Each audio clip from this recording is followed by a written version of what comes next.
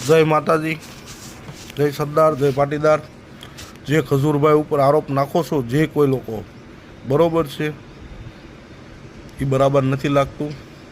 જે પણ એનો ભૂતકાળનો સમય હતો, જે કાંઈ જે વસ્તુ એને જવાનીમાં કરી, એ વાત તમે કહો છો એ વાત સાચી છે, બરાબર છે। અત્યારે જે ખજૂરભાઈ નાના માણસોની જે કાંઈ હેલ્પ કરે છે એના બદલ તમે એને અત્યારે દોષી ન કરો। અત્યારે જે માણસ છે એનું જે કરે છે તે કરવા દો, આપણે તો કરવું નથી। ફોલોવરની એવી વાત થતી હોય તો ફોલોવર તો ઘણા બનાવે છે, ઘણું બધા કરી રહ્યા છે, પણ તોય કોઈ 5 રૂપિયા ગરીબને દે એવા માણસો આપણે જોયા નથી। આ ગરીબોનું કામ કરે છે, ભલે એનો ફોલોવર વધારીને કરે છે, પણ ગરીબના ઘરનું કામ તો થાય છે।